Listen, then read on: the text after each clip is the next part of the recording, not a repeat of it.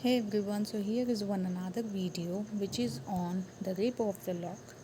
Here we study about the poet, then the letter, जिससे कि इस the rape of the lock जो poem है उसकी स्टार्टिंग होती है लेटर से, then canto 1 and canto 2. So as you know कि इसके पहले प्रीवियस वीडियोस में हम अभी तक हिस्ट्री ऑफ द पोम देख चुके हैं. इसके अलावा स्टोरी बिहाइंड द स्टोरी और बहुत सारी ऐसी चीज़ें जो हम पोइट के बारे में भी जान चुके हैं. But today also we will first of all study about the poet, then the letter, canto 1 and then canto 2. So these were the titles we are going to study today. Let's move on about the poet. As you know कि ये जो poem है ये लिखी है Alexander Pope ने. So Pope has was already removed from the society as a Catholic उनको society से रिमूव पहले ही कर दिया गया था. And his poor health alienated him further. वो उनकी पुअर हेल्थ की वजह से तो और प्रॉब्लम हो गई उनको. ऑल्दो ही नेवर मैरिड, उनकी कभी शादी तो नहीं हुई. He had many female friends to whom he wrote witty letters. उनकी बहुत सारी ऐसी फीमेल फ्रेंड्स थी जिनको उन्होंने लेटर्स लिखे थे. विटी लेटर्स का मतलब यहाँ पर है कि दिमाग से लिखना, मतलब विटी का मतलब होता है बुद्धि. Including lady Mary Wortley Montagu. Lady Mary को भी उन्होंने एक लेटर लिखा था. वो भी उनकी एक वन ऑफ हिज फ्रेंड्स थी. It has been alleged that his lifelong friend Martha Blount was his lover. ऐसा बोला जाता है कि मार्था ब्लाउंट नाम की एक लेडी थी, वो उनकी लाइफ लॉन्ग फ्रेंड थी और इसी वजह से maybe she was his lover also. Then the letter. The rape of the lock opens with a brief letter from Pope to his poem's real life subject. तो जो letter start होता है rape of the lock का, वो एक letter से start होता है. मतलब पोम जो है वो पूरी एक लेटर से स्टार्ट होती है. और पोप ने ये ब्रीफ लेटर लिखा है पोम्स रियल लाइफ सब्जेक्ट, जो कि उसकी वो किसको लिखा है, एराबेला को, मतलब जो बेल है फर्मोर. एराबेला फर्मोर जिसका मैंने आपको बताया था कि उसने किसका कैरेक्टर प्ले किया है, बेलिंडा का. तो बेलिंडा के कैरेक्टर में वो जो एराबेला है उसको लेटर लिखा है. In the letter he explains why he wrote the poem in the first place. उसमें उन्होंने ये बताया लेटर में कि उन्होंने फर्स्ट जो उनकी प्लेस चूज़ करी वहीं से क्यों स्टार्टिंग की और क्यों लिखी है poem. The circumstances that led him to publish it. और वो सर्कमस्टेंसेस जिसकी वजह से उन्होंने इस पोएम को पब्लिश किया. And why he dedicates it to Arabella. और उन्होंने इस लेटर को एराबेला को ही डेडिकेट क्यों किया है वो भी लिखा है. यहाँ से शुरू होता है canto 1 which is very important. देखो, मैंने आपको प्रीवियस वीडियो में ऑलरेडी ये बात बता दी कि बहुत बहुत लंबे कैंटोज़ हैं. मतलब अब ये समझ लो कि 4-4 5-5 पेजेस की जो हमारी कॉपीज़ होती है, जो 25 या 30 लाइन्स की जो एक पेज होता है, ऐसे मान लो आप अगर आप लिखने बैठेंगे तो 4 to 5 पेजेस का एक कैंटो होगा. मे बी उससे ज़्यादा भी हो सकता है, ये मैंने मिनिमम अंदाज से बता रही हूँ.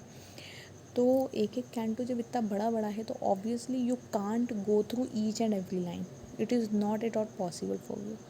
तो इसीलिए हम इसको for UGC net purpose also, for PGT TGT English teachers, और या फिर अगर आप बीएड में हैं और आपका एक कोई सा सब्जेक्ट, जो आप 2 सब्जेक्ट होते हैं, एक होता है हमारा जो पोस्ट ग्रेजुएशन है, ग्रेजुएशन लेवल बेसिस पर होता है, और एक होता है जो हम खुद से ऑप्शन में चूज़ करते हैं.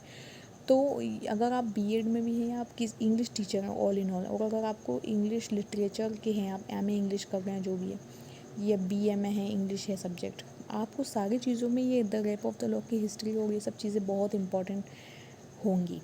तो इसी वजह से यहाँ पे मैंने उसको डायरेक्टली एज अ समराइज़ करा है फुल कैंटो को. तो उस हिसाब से आप उसको अच्छे से स्टडी कर सकते हैं. मतलब explanation part you will understand it better than going through each and every line.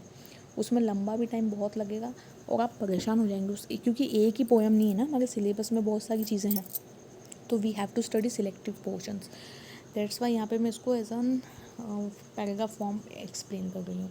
With canto 1 the official story begins. अब यहाँ से एक ऑफिशियल स्टोरी बिगिन होती है, शुरू होती है. Here we meet Belinda. यहाँ पर हम जो हीरोइन है, जो प्रोटेगोनिस्ट है, जो एक्ट्रेस है, उसको स्टडी करने वाले हैं. यहीं से शुरुआत हो रही है उसकी. मतलब उसके कैरेक्टर की जो स्टार्टिंग है वो यहीं से हो रही है, बेलिंडा से स्टार्ट होती है.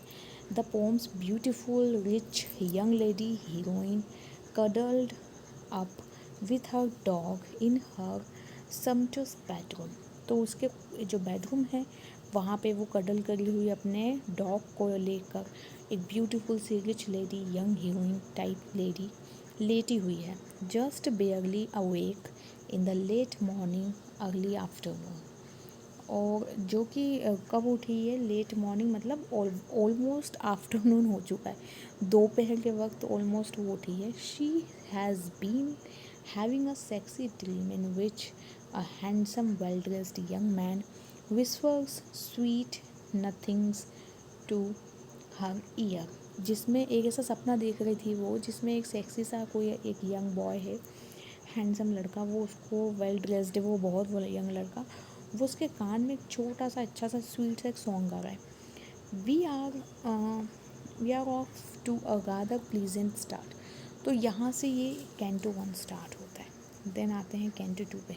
अच्छा, पूरे फुल कैंटो में इतना बड़ा कैंटो है वो, उसका जो मेन एक जो मतलब ओवरऑल है ना, वो यही सब है. अब उसमें डिटेलिंग दे दी है कि यंग बॉय कैसा आया, बेलिंडा कैसी दिख रही थी, वगैरह वगैरह. आपने इसके पहले वाला जो वीडियो देखा होगा उसमें एक मैंने इमेज लिया था, उसका कवर इमेज जो है एक्चुअली वो वही है. तो आप उसका कवर इमेज देखना, उसको आपको देख के समझ आ जाएगा कि किस तरह का मतलब इसमें वो जो मैं बताना चाह रही हूँ कैंटो 1 का एक इमेज, वो उसमें प्रॉपर वे में उसमें बताया हुआ है कि वो किस तरह से बेडरूम में लेटी है लैपटॉप के साथ में, वो आसपास कौन कौन है. Now canto 2. We learn we learned that the dream has come from us Ariel. अब हमें पता चलता है कि जो ड्रीम था वो एरियल की तरफ से आया हुआ था, क्योंकि एरियल कौन है, एक एरियल स्पिरिट है, स्पिरिट टाइप एक चीज़ है, स्पिरिट ही एक्चुअल में वो एक आत्मा है. हु वॉचेस ओवर हर, जो कि उस पर पूरा टाइम ध्यान रखता है, निगरानी रखता है. तो वो उस सपने को उसके दिमाग में लाया था. The dream Ariel explains the entire spirit world of the poem. और है ना, एरियल ही है जो पूरी मतलब है ना उस स्पिरिट वर्ल्ड को, उस पोम को एक्सप्लेन करता है. And introduces the sylphs and grooms who will play important roles in the action later on. और उन सबको एक्सप्लेन करता है कि किस तरह से उसको ड्रीम दिखा या क्या हुआ. तो ड्रीम में मतलब ये पूरी जो वो वाली जो चीज़ें हैं ना, कि वो एक हैंडसम यंग बॉय आया और ये सब चीज़ें, वो उसको ये एरियल जो स्पिरिट है वो एक्सप्लेन करती है. एरियल स्पिरिट्स किसको एक्सप्लेन करती है, बेलिंडा को. मतलब उसको जो सपना आ रहा है ना, वो एरियल की तरफ से आ रहा है. ऑल इन ऑल एक लाइन में ये है. Belinda wakes up fully and rings for mad. अब बेलिंडा क्या करती है, उठती है, उठते से मतलब रिंग करती है. किसको रिंग मतलब ऐसे आवाज़ देती है या कुछ बजाती है. पहले के समय में भी ऐसी चीज़ें होती थी, तो मैड बुलाती है. मैड मतलब कौन, नौकरानी अपनी. Who helps her get dressed and put on her makeup for the day. जो कि उसको ड्रेसअप करेगी, जो उसको मेकअप करेगी. इनविजिबल टू द ह्यूमन्स को नहीं दिखाई देते. Belinda's army of attendant sylphs help with her face hair and outfit. अब कुछ ऐसी चमत्कारी जादुई चीज़ें होती हैं, जैसे उसके फेस का मेकअप, हेयर का और आउटफिट वगैरह का सब ऑटोमेटिक होते जा रहा है. As canto 2 open. अब यहाँ से जब कैंटो 2 ओपन होता है प्रॉपरली, अब ओपन होगा. अब resplendent Belinda is a barge sailing down the river Thames on her way to a fancy party at Hampton Court. Hampton court पे एक फैंसी पार्टी हो गई है, वहाँ के लिए बेलिंडा को जल्दी से रेडी होके जाना है. One of the court residences of the royal family. जो कि ना ये खुद भी एक रेसिडेंट है, मतलब एक रॉयल फैमिली की रेसिडेंट है. तो ऑब्वियसली इसको भी इनविटेशन है दो फैमिलीज़ के बीच.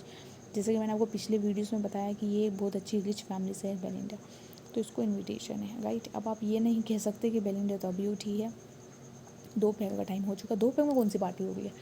देखो, ये पुराने समय की है चीज़ें सारी, और 70s का टाइम बताया इंग्लैंड का. तो आई ऑल्सो डोंट नो कि इसमें ऐसा दिन का समय क्यों. वैसे तो हो सकता है कि दिन में उस समय में पार्टीज होती होंगी, या हो सकता है कि बेलिंडा के रेडी होते होते शाम हो चुकी हो. सो उसको इनविटेशन है. We learn here that her hairstyle features 2 curling locks. अब हम देखते हैं इसी से यहीं से कैंटो 2 से बहुत इंपॉर्टेंट लाइन जिसके बारे में पूरी पोम है, उसका जो हेयर लॉक है ना वो किस चीज़ से फीचर है, वो 2 एक्चुअली लॉक हैं। तो उसका हेयर स्टाइल जो है वो 2 लॉक्स से फीचर्ड है, that hang down the back of a neck, जो कि उसके नेक के बैक तक जा रहा है। Ariel the sylph makes a speech to all the other sylphs, मतलब एरियल जो कि खुद एक सेल्फ है, मेन मतलब स्पिरिट है, वो बाकी स्पिरिट्स को ऑर्डर देता है, स्पीच देता है, telling them he has had a premonition that something terrible is about to happen। वो ना सारे बाकी की आत्माओं को ऐसा बताता है कि यार ये कुछ खतरनाक होने वाला है। अब अचानक से उसने क्यों बताया, देखो एक अच्छी आत्मा बताई गई है एरियल, राइट, उसने अचानक से बाकी की आत्माओं को क्यों बताया। अच्छा, बाकी आत्माओं को मतलब किसको, जो भी उसके बाल बना रहे हैं, जो भी जो काम जो भी बेलिंडा के कर गए हैं ना, ड्रेसअप कर गए हैं, मेकअप कर गए हैं वगैरह वगैरह को, उनको बताया। And that they should be all be on their guard during the party. और ये बोलता है जो मेन स्पिरिट है एरियल सब बाकी स्पिरिट्स को कि आपको सबको अपनी ड्यूटी पे लग जाना है, क्योंकि कुछ तो ख़तरनाक होगा वहाँ पर। तो यहीं पे ये कैंटो एंड होता है। अब वो क्या खतरनाक और हॉरिबल टेरिबल टाइप का होने वाला है वो आपको नेक्स्ट वीडियो में पता चलेगा, नेक्स्ट कैंटो में, विच इज़ कैंटो 3 से पता चलने लगेगा। So let's start with a new video in our next means I'm going to make one another also on the same thing, क्योंकि अब ऑब्वियसली आपको मैंने पहले ही बताया कि कैंटोज़ इतने सारे हैं, 5 कैंटोज़ हैं, बहुत बड़े बड़े हैं, तो उसमें से 2 तो आज ही हमने कवर कर लिए हैं। May be 1 or 2 more videos would be there now of the same topic which is the rape of the lock, और फिर ये सीरीज़ एंड हो जाएगी।